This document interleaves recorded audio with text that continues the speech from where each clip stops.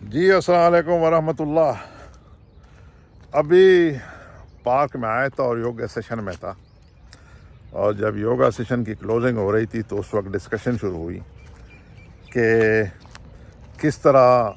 اس ملک کے خدا داد پاکستان کے مختلف دفتروں میں کرپشن چل رہی ہے، لوگ رشوت مانگ رہے ہوتے ہیں اور آرام سے سکون سے کام نہیں کرنے دیتے۔ ڈسکشن چل پڑی اور میں نے کہا کہ کیوں نہ اس ڈسکشن کو اور اس پہ میری اپنی اوپینین کو آپ کے ساتھ شیئر کیا جائے۔ ایک دوست نے اپنے بھائی کی میٹر کی کہانی سنائی کہ انہوں نے جب اپنا میٹر انسٹال کروایا تو 3 مہینے تک یا 4 مہینے تک بل نہیں آیا، اور ایک دن انہوں نے دیکھا کہ ان کا میٹر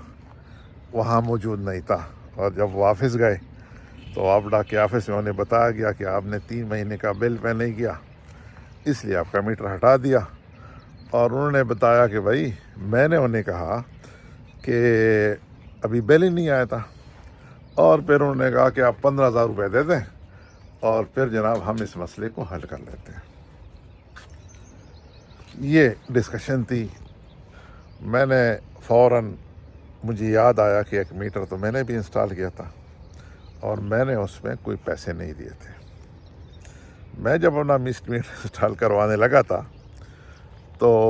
میں نے اپلائی کیا، اور جب اپلائی کیا تو فالو اپ کرتا رہا، اور اخیر میں اس دفتر کی ایس ڈی او صاحب سے بھی اپروچ کیا، ان سے بھی ملا، اور کچھ عرصہ تھوڑی سی دیر تو لگی لیکن میرا میٹر بغیر کسی رشوت کے لگا۔ اخیر میں نتیجہ کیا نکلا؟ ڈسکشن کا نتیجہ یہ نکلا کہ اگر ہمارے ملک میں اس طرح کے حالات چل رہے ہیں تو اس کا ذمہ دار کون ہے؟ کیا ذمہ دار صرف اس دفتر میں، کسی بھی آفس میں، میرے واوڈا والوں سے معذرت، کسی بھی آفس میں اگر کوئی اس طرح کی ڈیمانڈ ہوتی ہے تو کیا اس کا رسپانسبل صرف وہ آفس بیئرر ہے، یا ہم ایز اے نیشنل بھی ہے، ایز اے پاکستانی بھی ہے؟ میں تو یہ سمجھ رہا ہوں کہ اگر آپ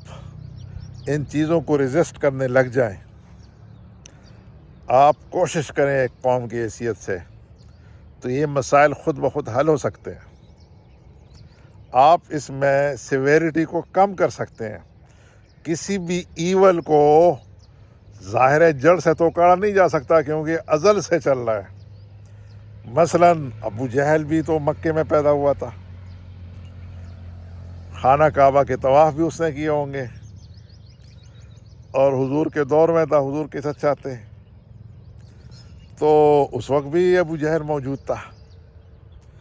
اس وقت بھی وہ ظالم لوگ موجود تھے، مکہ میں بھی اور مدینہ میں بھی ہوں گے، تو اب بھی ہو سکتے ہیں۔ لیکن ڈیپینڈ کرتا ہے کہ آپ کی ریزیلینس کیا ہے، کیا آپ کمیٹڈ ہیں کہ آپ نے کنٹریبیوٹ کرنا ہے کہ ان چیزوں کو کم کرنا ہے، یا پھر آپ ہار مان کے اس برائی کا، اس ایول کا حصہ بننا چاہ رہے ہو؟ کیا آپ تھوڑے سے کوشش کریں گے کہ اپنے اس پیارے ملک کو اس گن میں مزید جانے سے اپنے آپ کو اور اپنے اس ملک کو بچانے کی کوشش کریں، کنٹریبیوٹ کریں، اور ایک دن اس کو ایک بہترین ملک بنانے کے لیے کوشش کریں؟ ابھی پچھلے دنوں میرے سامنے سے جاپان کے 2 واقعات گزرے، جس سے مجھے پتہ چلا کہ جاپان کیوں جاپان ہے، اور یہ جو ساؤتھ ایسٹ کنٹریز ہیں، پاکستان، انڈیا، سری لنکا، بنگلہ دیش وغیرہ، یہ کیوں پیچھے ہیں اور وہ کیوں آگے ہیں؟ یقین کریں میں چاہوں گا کہ صرف 2 چھوٹے چھوٹے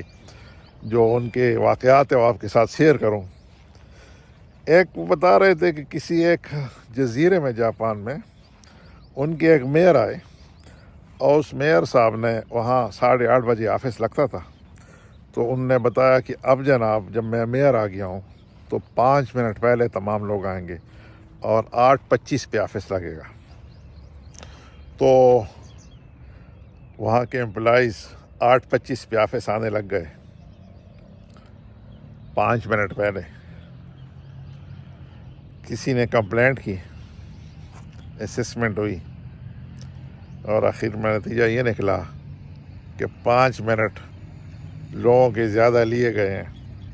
تو اس 5 منٹ کو اوور ٹائم سمجھ کے ان کو اس کی اجرت دی جائے، اور تقریباً کوئی 2 کروڑ روپے پاکستانی وہاں کے امپلائیز میں اس 5 منٹ کی ایڈیشنل اجرت اوور ٹائم کا تقسیم کیا گیا۔ ایک اور واقعہ جاپان کا ہی، کہ جب کسی آفس میں، کسی سوشل ویلفیئر کے آفس میں جب کوئی صاحب اپنے کسی کام سے گئے، تو جب وہاں لنچ کا ٹائم 12 بجے تھا اور وہ 12 بجے سے 2 منٹ یا 2.5 منٹ پہلے وہاں پہنچے، تو پتہ چلا کہ اس ٹیبل پہ، اس چیئر پہ، اس سیٹ پہ جس صاحب کو ہونا چاہیے تھا وہ 2 منٹ پہلے چلے گئے تھے۔ اس بندے نے کمپلینٹ کی کہ میں 2 منٹ یا 2.5 منٹ پہلے گیا اور سیٹ پہ کوئی نہیں تھا۔ وہ آفس جو سٹیزن کے رائٹس کو دیکھ رہا تھا، جب انہوں نے انویسٹیگیٹ کیا تو اس سیٹ پہ وہ صاحب 26 ٹائم، 26 دفعہ ایسا ہوا تھا کہ وہ اپنی سیٹ سے لنچ کے لیے 2 یا 2.5 منٹ پہلے اٹھتے تھے، اور ان کانسیکوینس اس دفتر کے جو ٹاپ مینجمنٹ تھی انہوں نے میڈیا کو بلایا، ٹی وی کیمراز کے سامنے اپالوجائز کیا کہ ہمارے آفس کے صاحب 2 منٹ یا 2.5 منٹ پہلے اپنے ٹیبل سے اٹھ جاتے تھے،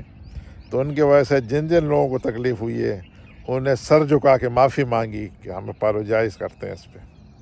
یہ جاپان ہے، اس لیے جاپان ہم سے مختلف ہے۔ اچھا، قصے کہانیاں تو بہت ہیں، قصے کہانیوں سے نکل کے کہ آپ پریکٹیکلی ہم کنٹریبیوٹ کر سکتے ہیں کہ اس کرپشن کے خلاف اپنا حصہ ڈالیں۔ یاد رکھنا، ایک بندہ اپنا حصہ ڈالے گا تو ایک ایول کم ہونے کا چانس ہے، اور اگر قوم اس کے پیچھے پڑ جائے تو پھر کون ہے جو اس ملک کو عظیم سے عظیم تر بنانے سے روک سکتی ہے؟ دعا میں یاد رکھیے، اپنا اور اپنے اس چینل کا خیال رکھیے۔